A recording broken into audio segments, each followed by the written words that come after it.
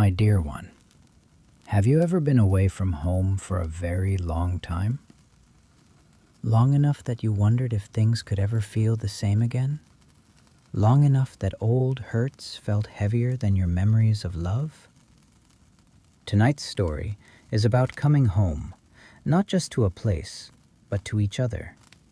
It's about a family broken by jealousy, slowly being gathered back together by God's faithful hands. When we last left Joseph, his brothers stood trembling before him in Egypt, their hearts laid bare, their guilt finally spoken. And Joseph had done the unthinkable. He forgave them. But the story wasn't finished yet, because forgiveness opens the door, and restoration walks through it.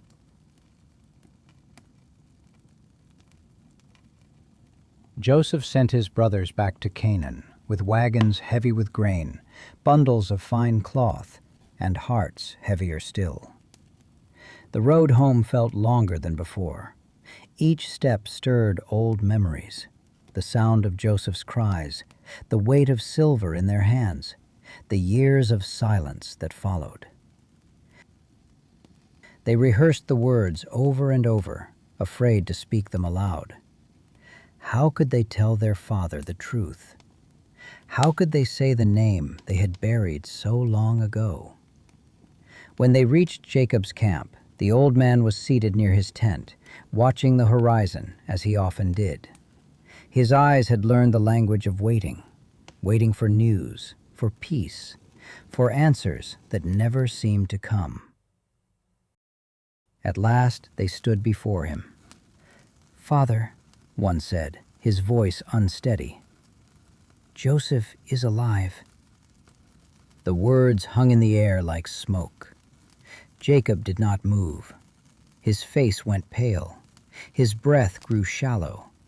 For a moment, the world felt very far away. He shook his head slowly.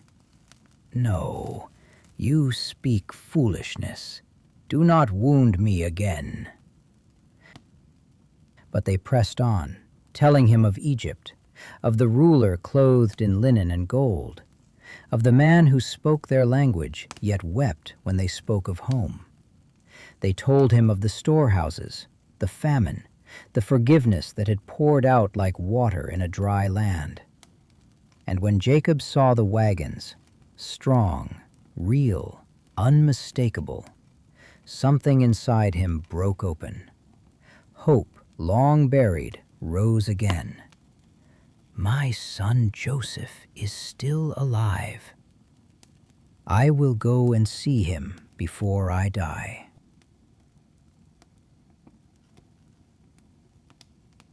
The journey south unfolded slowly, as if the land itself were allowing time for Jacob's heart to catch up with the miracle.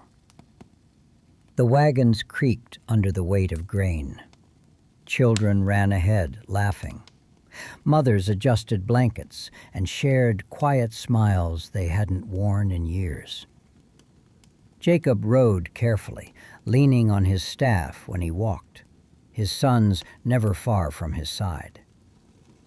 Every mile carried memory of Rachel's laughter, of Joseph's coat, of nights spent weeping beneath the stars. At Beersheba, Jacob asked the caravan to stop. That night, the fire burned low. The desert wind whispered through the tents. Jacob prayed, not loudly, not boldly, but like a man who had learned to speak honestly with God. "Lord, you promised to walk with me. I am old. My heart is tired. If this road leads to healing, give me peace." And God answered, not with thunder, but with reassurance. The same God who had led Abraham from Ur, who had wrestled with Jacob in the night, was still present, still faithful. When dawn came, Jacob rose lighter than before.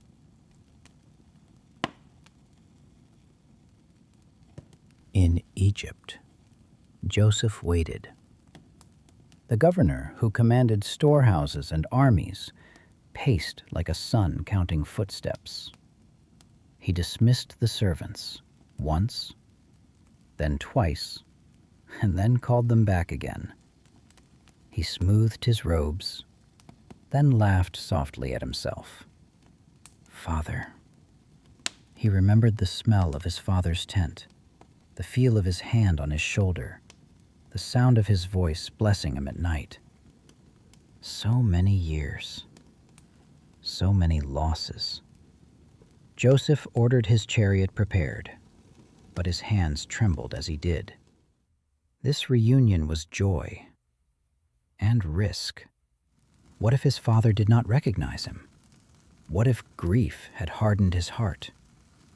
Yet Joseph trusted the same God who had carried him from pit to palace. This reunion, too, was in God's hands.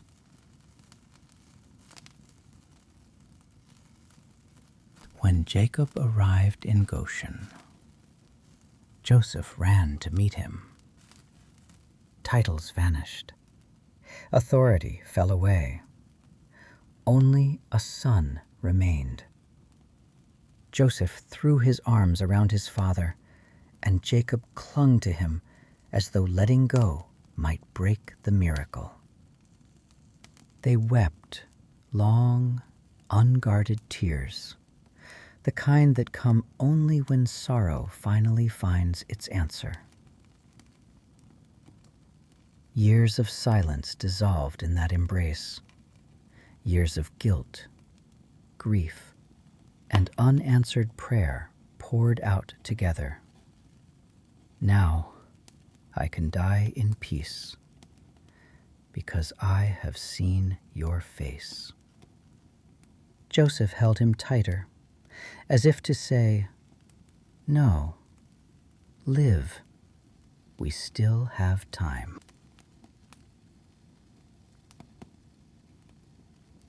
Pharaoh welcomed Jacob's family with kindness. Land was given, fields were prepared. Space was made for a people who had wandered far too long. Tents rose in neat rows. Fires crackled at dusk. Bread baked again, warm, fragrant, familiar. Children chased one another through the grass. Mothers sang softly while they worked. Brothers who once could not speak without anger sat side by side, sharing stories they had never dared to tell. Trust did not return all at once, but it returned, slowly, gently.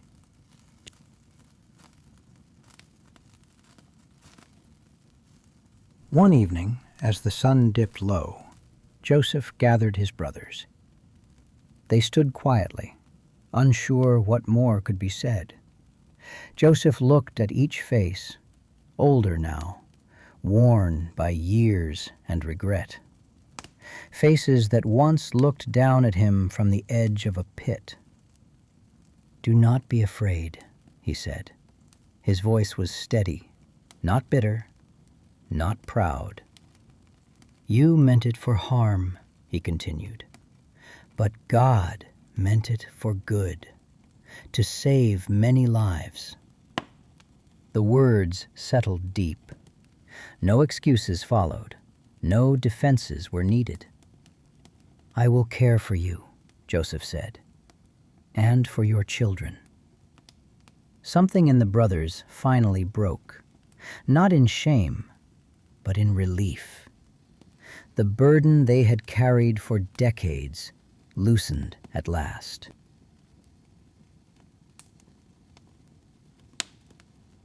Some years passed.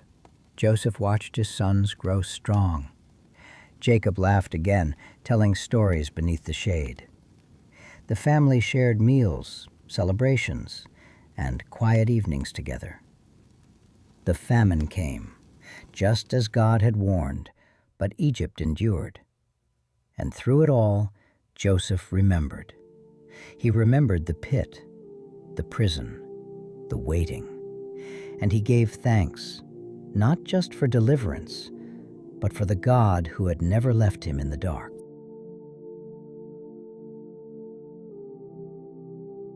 Child, sometimes families hurt each other, but forgiveness can heal even very old wounds. When we choose love, God helps us make things right. And for us, Joseph's story reminds us that God's plans are bigger than betrayal, stronger than regret, and kinder than we expect. What feels broken beyond repair, God can restore. Lord, thank you for being faithful through every season. Teach us to forgive when it's hard. Help us trust that you are working even when we don't understand. And remind us that you keep your promises, always.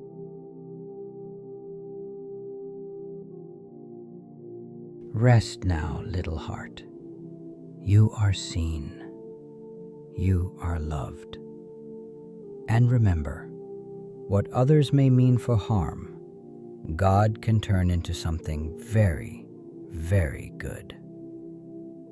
More gentle Bible stories, always lit by Lola's lamp.